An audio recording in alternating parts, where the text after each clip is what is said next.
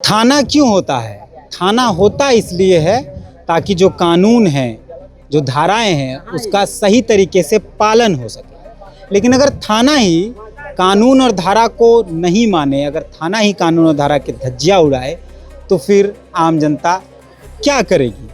आम जनता सवाल अगर करती है तो उस पर एफआईआर होता है। फिलहाल हम लोग हेंदेबिल पंचायत में हैं और ये जावाबेड़ा गांव है जो ओरमांझी प्रखंड के अंदर पड़ता है, जिला रांची पड़ता है।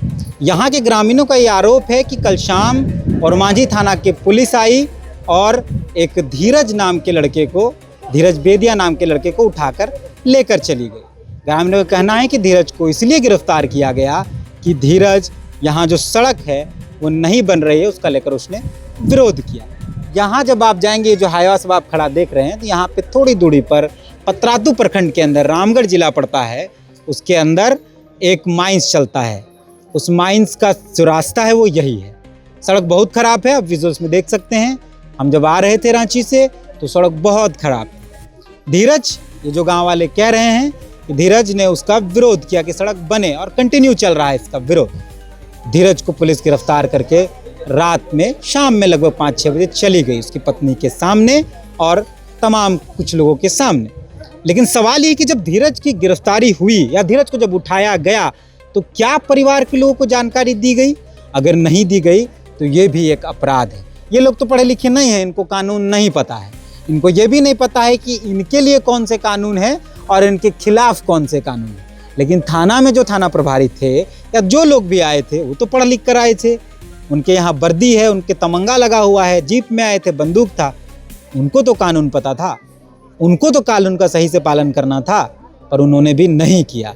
धीरज की माँ से हमने बात की। धीरज की माँ ने कहा कि नहीं, उनको नहीं बताया गया कि कहाँ ले जाएगा।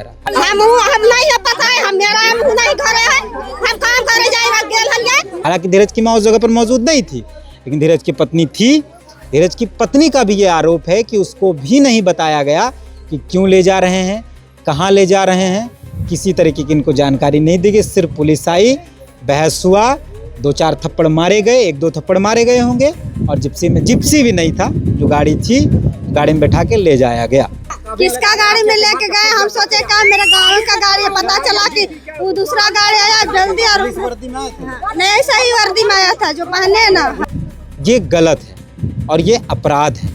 शायद थाना को ये जानकारी होनी चाहिए थी। एक फिल्म आई थी जय भीम, उसमें भी यही मामला आया था कि बिना जानकारी के पुलिस उठाकर लेकर चली गई, मारपीट हुआ, एक व्यक्ति की मौत हो गई, और मौत के बाद क्या हुआ उस फिल्म में पूरी जानकारी कि कैसे कानून का, संविधान का पालन नहीं किया गया, नियमों की धज्जियां उड़ाई गई और एक व्यक्ति की जान चली। सवाल ये है कि आखिर धीरज का अपराध क्या था?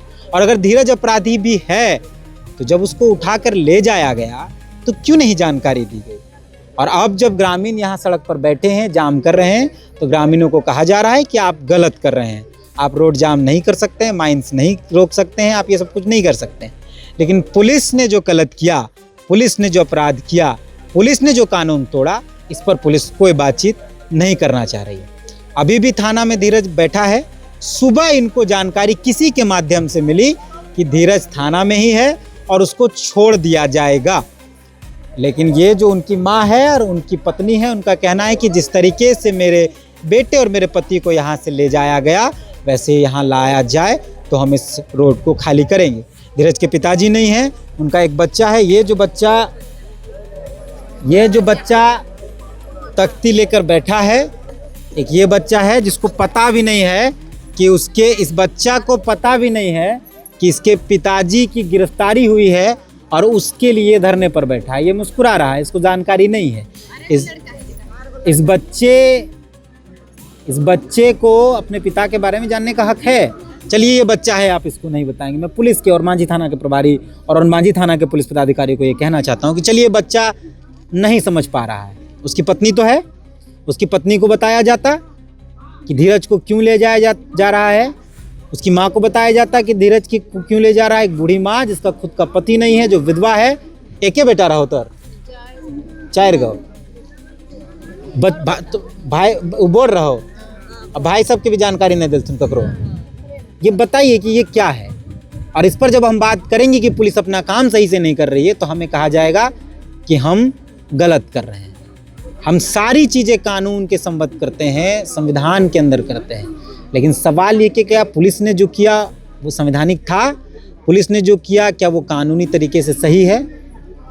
प्रतिक्रिया कमेंट के माध्यम से आपकी चाहता हूँ। बाकी फ़िलहाल हम लोग यहाँ मौजूद हैं। ये धीरज की पत्नी है, ये धीरज की माँ है, ये धीरज का बच्चा है, धीरज का और एक बच्चा है, और ये तमाम लोग सड़क पर हैं इस बात को लेकर कि उसके पति को क्यों ले जाया गया और अभी तक क्यों नहीं छोड़ा गया है, क्यों नहीं पहुँचाया गया। मिलते हैं जोहार।